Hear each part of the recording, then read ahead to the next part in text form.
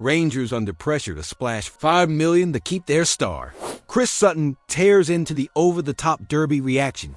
And Kris Boyd, snubbing Celtic's top performers to squeeze in Ibrox names in his Team of the Year. Meanwhile, Celtic gear up to hit back after that gut-wrenching defeat. And a former $7 million signing is set for an emotional return, and Rangers, dreaming of Lennon Miller, but with no cash to spend, this transfer already looks like a lost cause. Mind, if you want daily updates on our football, make sure you're subscribed to the channel, alright? After that gut-wrenching collapse against Rangers, Celtic are back in action and out for redemption. It's been a long 2 weeks of international break. Plenty of time to reflect on how they let a 2-goal lead slip, and more importantly, how to make sure it doesn't happen again. But according to Luke McCowan, the formula has been simple: train like your place in the team depends on it. The midfielder, who wasn't away on international duty, says the squad's mindset has been all about focus, with no room for sulking. The clash with Hearts is the perfect chance to exorcise the demons of the derby defeat. When asked if a win would be the best medicine, McCowan didn't hesitate.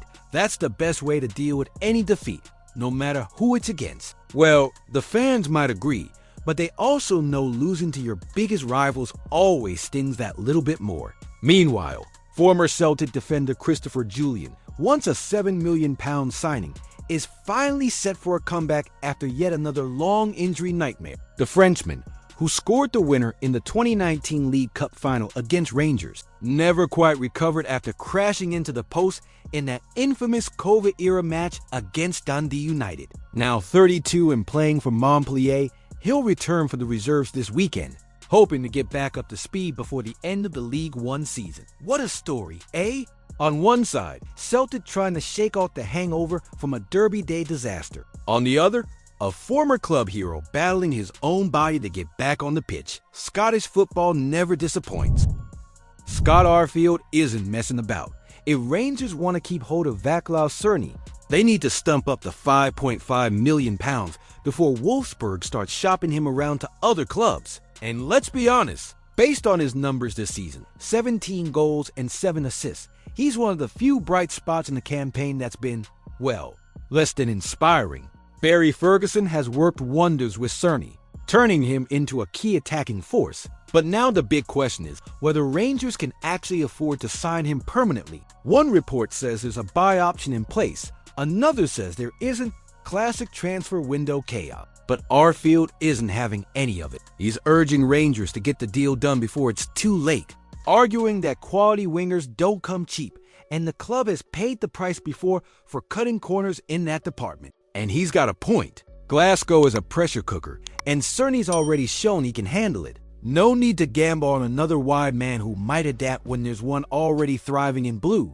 Of course, there's a potential snag. Premier League clubs are sniffing around, and if they decide to make a move, Rangers could be in trouble. But with the club's impending takeover, there's still a chance they can make it work. Cerny himself has admitted he's loving life at Ibrox, so the door is open. Now it's just a matter of whether Rangers can find the cash before Wolfsburg start entertaining other offers. Pressure's on. Time to see if the board can match the ambition on the pitch.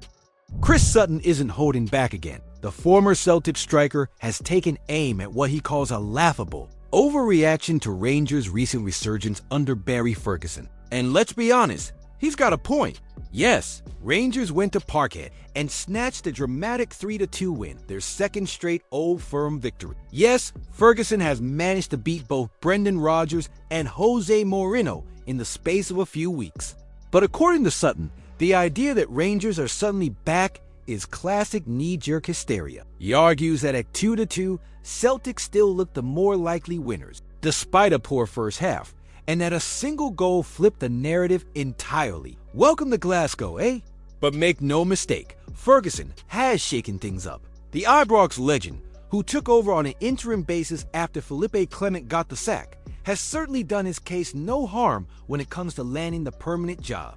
And with Rangers' set takeover, the pressure will be on to get this decision right. The bigger picture?